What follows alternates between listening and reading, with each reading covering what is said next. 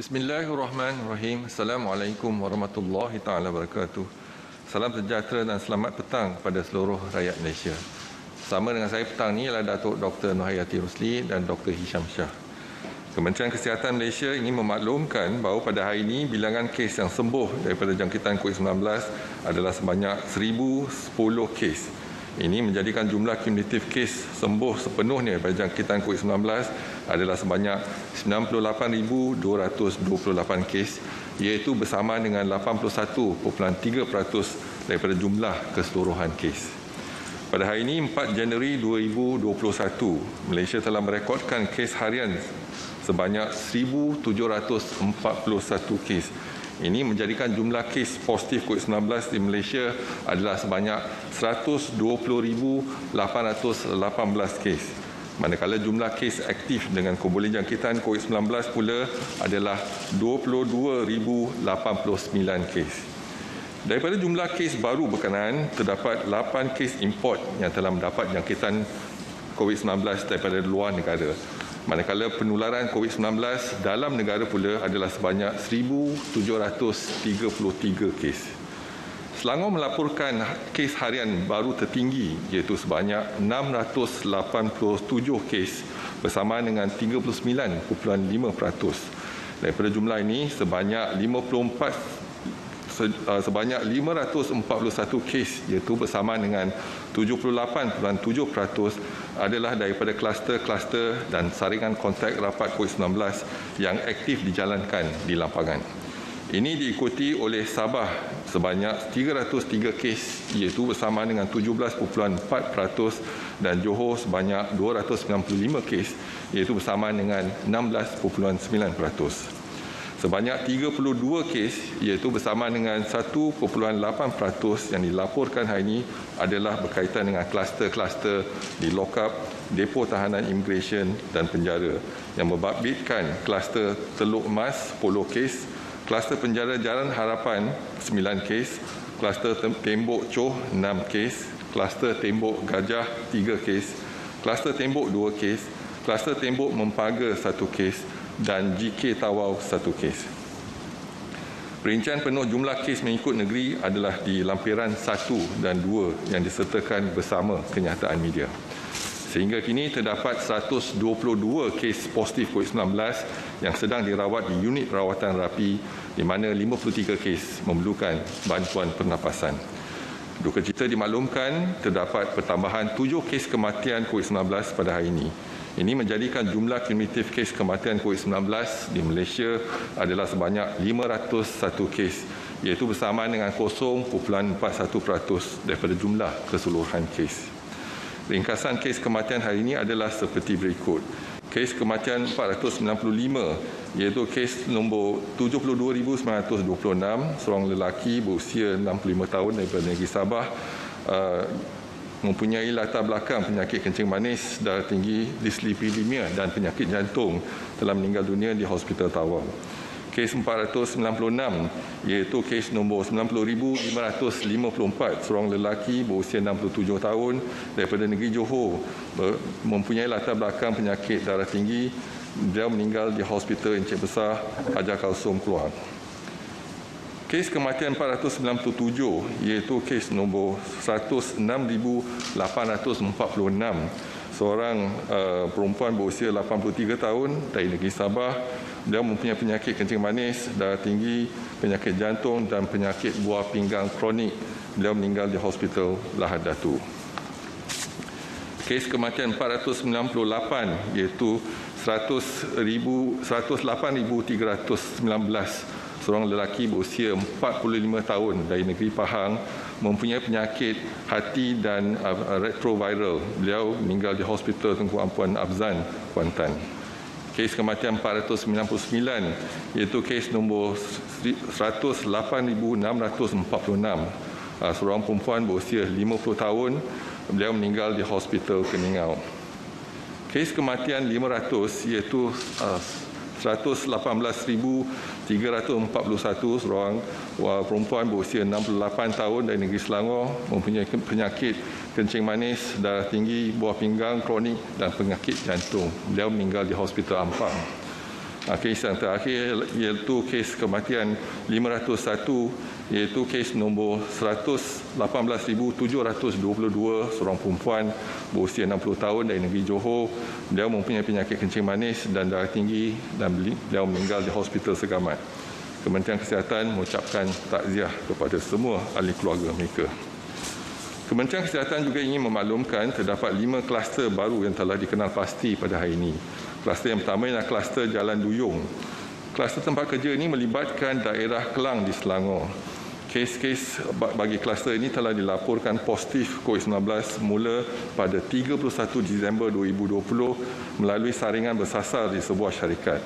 Sehingga 4 Januari 2021, sejumlah 536 individu telah disaring di mana 110 kes telah dikesan positif. Kluster kedua ialah kluster Pasar Jalan Sentosa. Kluster tempat kerja ini melibatkan daerah Kuala Langat di Selangor. Kes indeks bagi kluster ini iaitu kes ke-118,272 telah dilaporkan positif pada 3 Januari 2021. Hasil saringan individu bergejala. Sehingga 4 Januari, sejumlah 263 individu telah disaring di mana 61 kes telah dikesan positif. Kluster ketiga ialah kluster Jalan Nakhoda. Kluster tempat kerja ini melibatkan daerah Titi Wangsa dan Ceras di wilayah Persekutuan Kuala Lumpur. Kes-kes bagi kluster ini telah dilaporkan positif bermula pada 28 Disember melalui saringan bersasar di sebuah syarikat. Sehingga 4 Januari 2021, sejumlah 99 individu telah disaring di mana 14 kes positif telah pun dikesan. Kluster yang keempat adalah kluster Ihsan Ibol. Kluster ini melibatkan daerah Ulu Perak, Larut, Matang dan Selama di Perak serta daerah Gombak di Selangor. Kes indeks bagi kluster ini iaitu kes ke-111,642 telah dilaporkan positif COVID-19 pada 31 Disember 2020. Hasil saringan individu bergejala. Sehingga 4 Januari 2021, sejumlah 40 individu telah pun disaring di mana 22 kes telah dikesan positif COVID-19. Kluster yang terakhir ialah kluster Teluk Emas, iaitu kluster ini melibatkan sebuah pusat tahanan di daerah Melaka Tengah di Melaka. 2 kes indeks bagi kluster ini iaitu kes ke-114,991 dan kes ke-114,993 telah dilaporkan positif COVID-19 pada 1 Januari 2021. Hasil saringan individu-individu bergejala. Sehingga 4 Januari, sejumlah 33 individu telah disaring di mana 13 kes telah dikesan positif. Kementerian Kesihatan ingin menasihati orang ramai agar terus patuhi saranan serta nasihat-nasihat kesihatan yang sering ditekankan, iaitu elakkan 3S, elakkan kawasan yang sesak, elakkan kawasan yang sempit dan elak sembang dengan jarak yang dekat. Amalkan 3W, iaitu amalkan wash, wear dan warn. Patuhilah kepada SOP sebagai norma baru.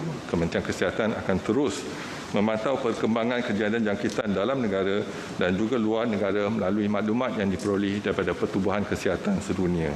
Orang awam akan sentiasa dimaklumkan sebarang perkembangan terkini dan kementerian akan terus mengambil langkah pencegahan dan kawalan yang sewajarnya dilaksanakan secara berterusan.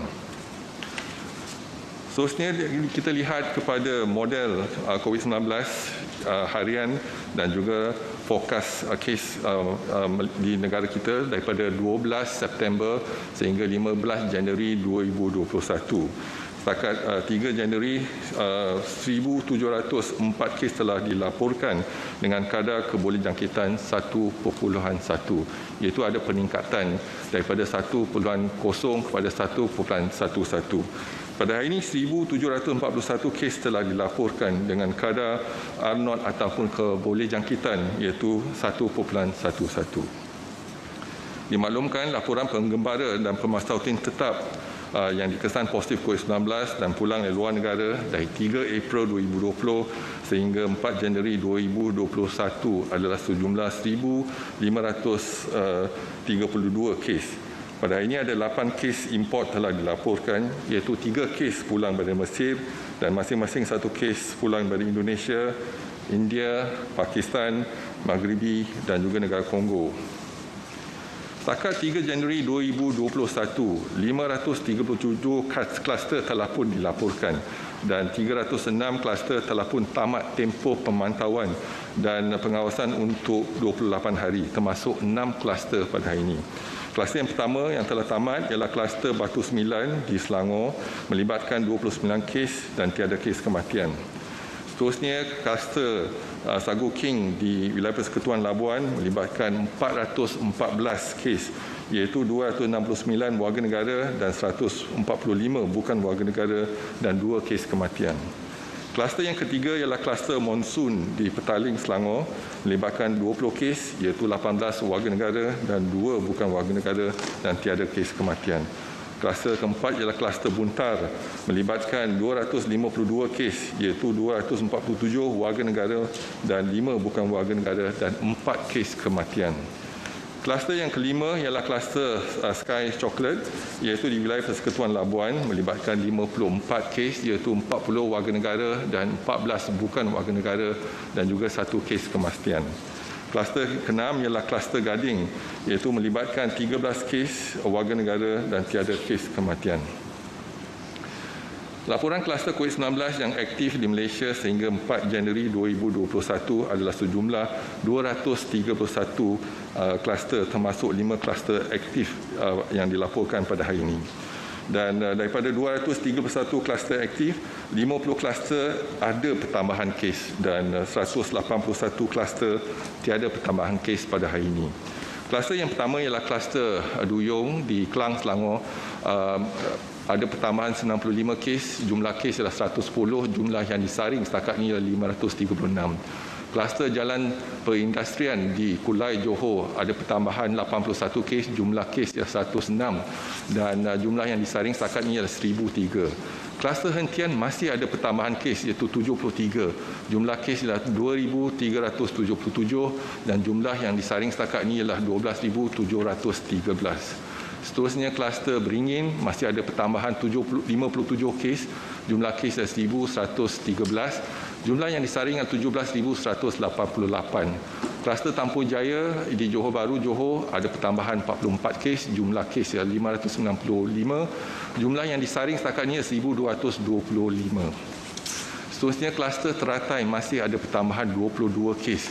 Jumlah kes ialah 6,286. Jumlah yang disaring setakat ini ialah 9,350. Kluster Perigi di Selangor masih ada pertambahan 19 kes, jumlah kes 994, jumlah yang disaring 2,408.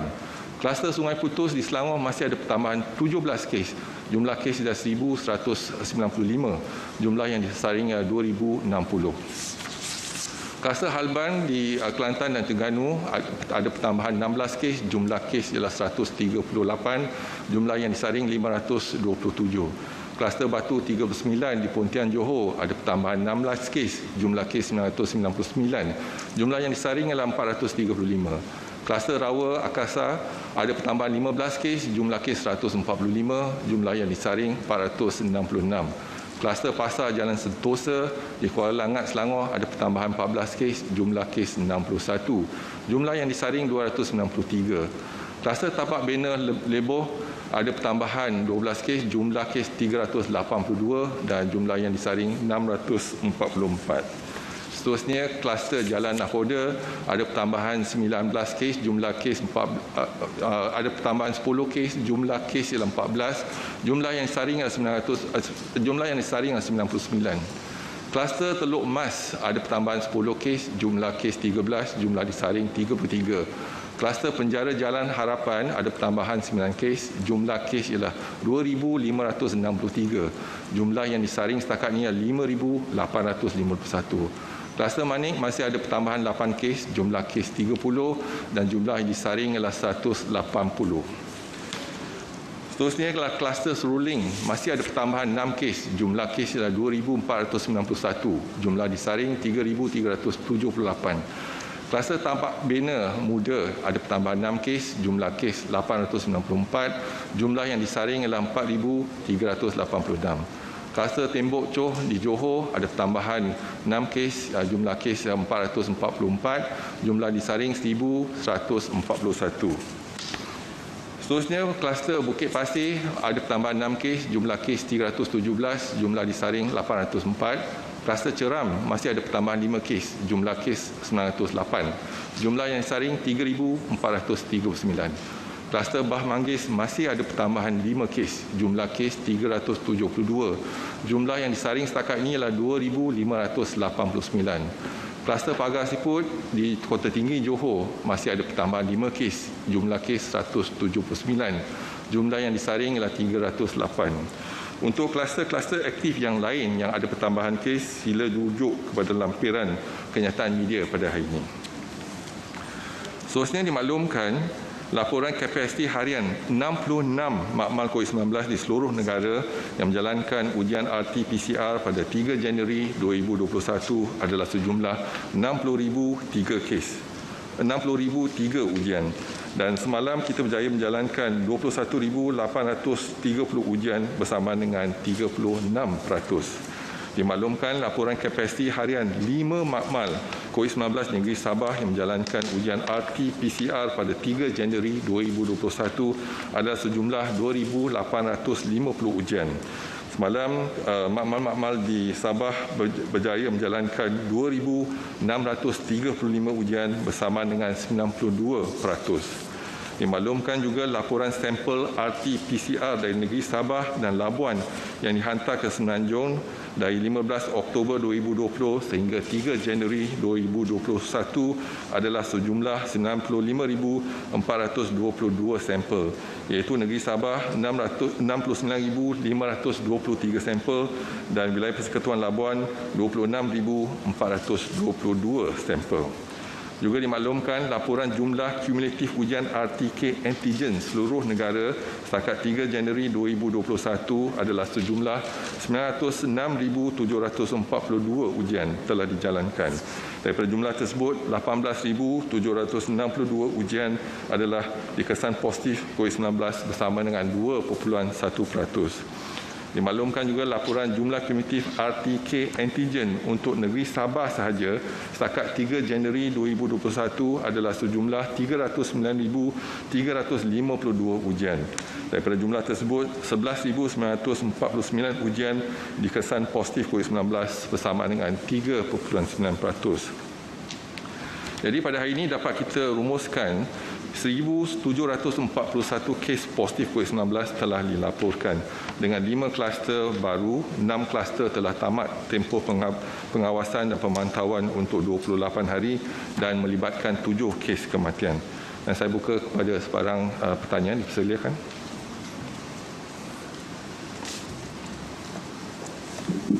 Assalamualaikum Tan Sri. Dua soalan daripada bernama. Sebelum ini KKM ada berkata yang bahawa sistem kesihatan awam masih mampu bertahan dari segi kapasiti, tetapi individu yang positif COVID pada tahap 1 dan tahap 2 yang dinasihatkan untuk kuarantin di rumah. Ini mengelurkan rakyat yang mula mempersoalkan tentang kemampuan sistem kesihatan ekoran peningkatan kes setiap hari. Dan soalan kedua ialah satu garis panduan inkubasi oleh The International Federation of Red Cross IFRC menyatakan individu didapati positif pada hari ke-10 walaupun saringan pada hari ke-5 adalah negatif. Dan negara Hong Kong juga meningkatkan tempoh kuarantin dari 14 hari ke 21 hari ekoran mutasi baru. Manakala Malaysia pula telah mengurangkan tempoh kuarantin dari 14 hari ke 10 hari. Jadi adakah KKM akan menilai semula tempoh tersebut berikutan mutasi baru sebagai langkah berjaga-jaga? Terima kasih. Terima kasih atas dua soalan tersebut. Jadi soalan pertama mengenai tempoh kuarantin untuk kes tahap 1 dan 2. Jadi dengan perkembangan semasa, jadi kita lihat setiap hari kes semakin meningkat. Terutamanya kes tahap 1 dan tahap 2. Kes tahap 1 hampir mencecah 89, kes tahap 1 dan 2 hampir mencecah 89 hingga 90%. Jadi tempat kita untuk menempatkan kes tahap 1 yang tiada gejala iaitu semestinya di PKRC, dan PKRC telah pun penuh. Jadi kita masih melihat untuk beri keutamaan iaitu kes-kes yang tidak ada tempat yang sesuai untuk kuarantin. Contohnya untuk pekerja asing ditempatkan di MAIPS. Tetapi kita juga melihat sekarang ini kriteria untuk melihat sama ada kita boleh kuarantinkan kes yang positif tetapi iaitu tak ada gejala ke tahap 1 ataupun gejala ringan dikuarantinkan di rumah ataupun diasingkan di rumah. Tetapi kita sedang memperkemaskan iaitu kriteria-kriteria yang boleh dipertimbangkan. Setakat ini masih ada kelewatan bila kes meningkat, iaitu kelewatan dari segi petugas-petugas kesihatan untuk mengangkut ataupun menghantar pesakit daripada rumah pada PKRC ataupun ke hospital. Jadi inilah daripada pertambahan kes seharian yang tinggi. Jadi kemampuan hospital ataupun PKRC adalah terhad. Dan kita kena lihat sekarang ni masih boleh kita menampung, iaitu kalau kita lihat setakat ni kita ada jumlah kes aktif ialah 22,000, kemampuan kita ialah 23,000, tetapi kita tengah melihat kepada mungkin dalam persiapan kita bila kes bertambah sama ada kita boleh pertimbangkan iaitu 90% pada kes 89 hingga 90% pada kes tu tiada gejala, sama ada kita boleh asingkan dan dikuarantinkan di rumah. Soalan yang kedua iaitu kita telah pun pendekkan tempoh kuarantin daripada 14 hari kepada 10 hari dan banyak negara lain juga telah pakai kaedah ini untuk mengurangkan tempoh kuarantin 14 hari kepada 10 hari. Dan kita lihat kebanyakan kes dikesan pada hari ketiga hingga hari kelima. Jadi ada juga negara yang telah pakai tempoh kuarantin 7 hari, tetapi risiko dia lebih tinggi kalau kita ambil 7 hari. Kebanyakan negara mengambil 10 hari. Untuk virus baru 2020-12/01, tiada laporan mengatakan tempoh inkubasi virus tersebut adalah 21 hari. Masih lagi terkesan iaitu tempoh dia 14 hari, tetapi dalam hari ke-10 kita dah boleh mengesan walaupun katalah dia negatif pada hari pertama, tetapi biasanya hari ke-7 hingga hari ke-10 kita dah boleh mengesan virus tersebut. Jadi kita masih pakai tempoh kuarantin untuk 10 hari.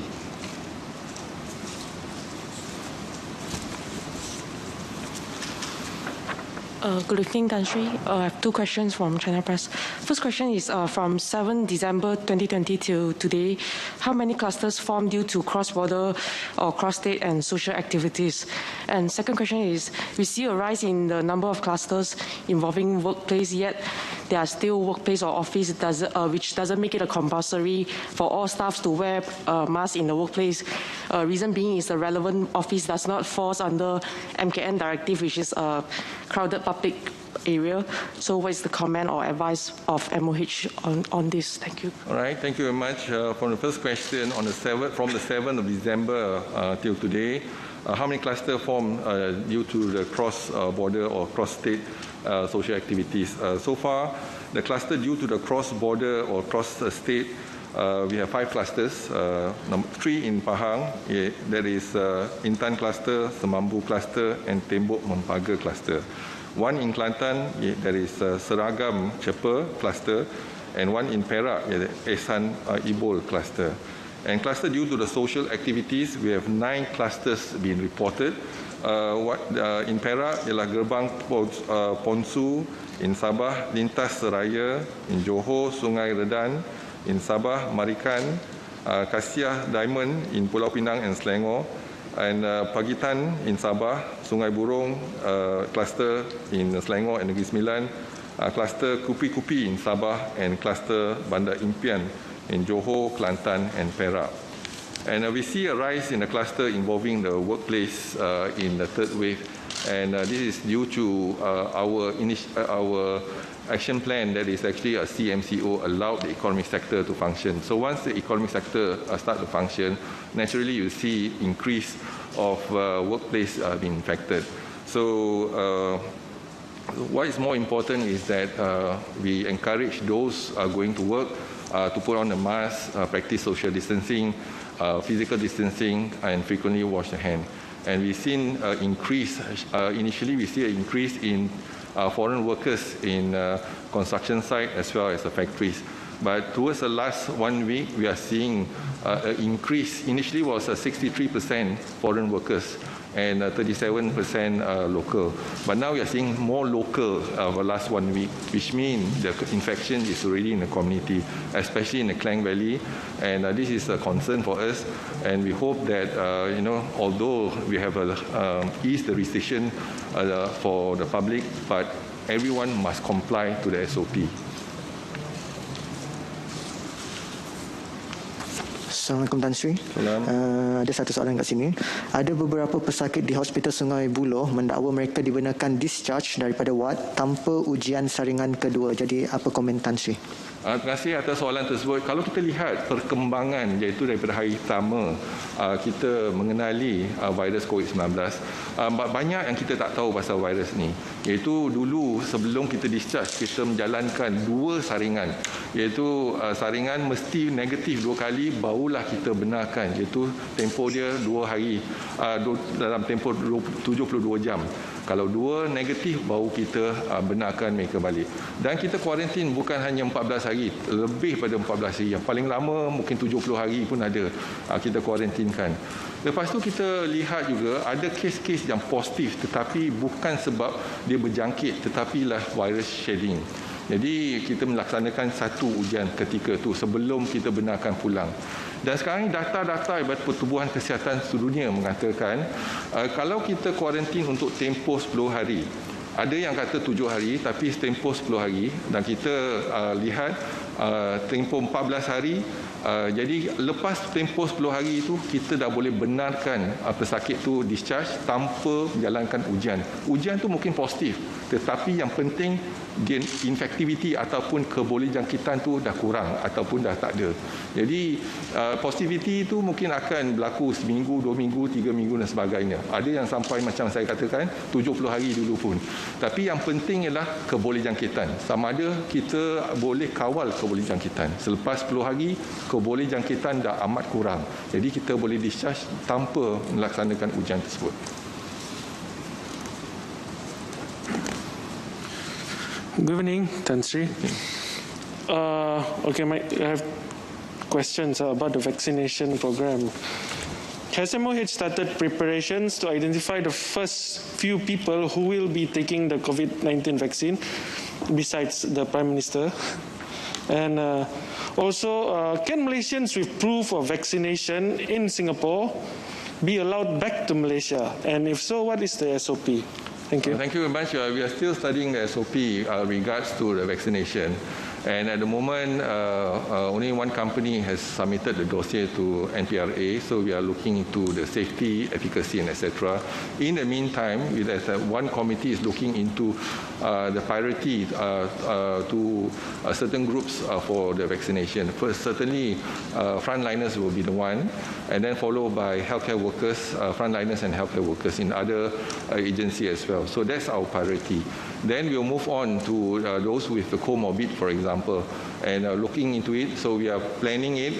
So we have our strategy now in discussion. So we have not announced it. Perhaps another week or two we'll make announcement.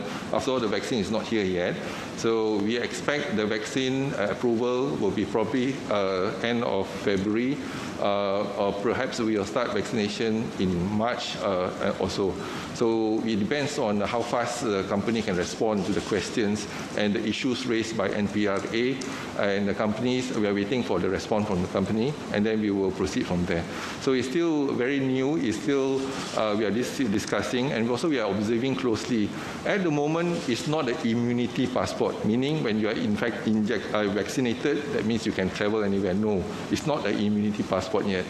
So we still need to look into the efficacy and the safety of the vaccine, and time will tell. Probably another 4 to 6 months, we will see the outcomes, and then the decision will be made then.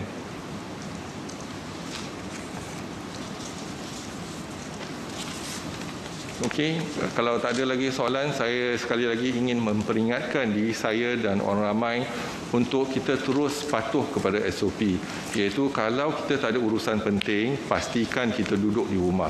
Kalau kita ada urusan penting di luar, kita kena patuh kepada SOP, iaitu memakai penutup muka, sentiasa mengamalkan penjarakan fizikal sekurang-kurangnya 1 meter dan pastikan kita sering mencuci tangan dengan air dan sabun ataupun dengan sanitizer. Elakkan tempat-tempat yang sesak, sempit dan juga elak sembang dengan jarak yang dekat.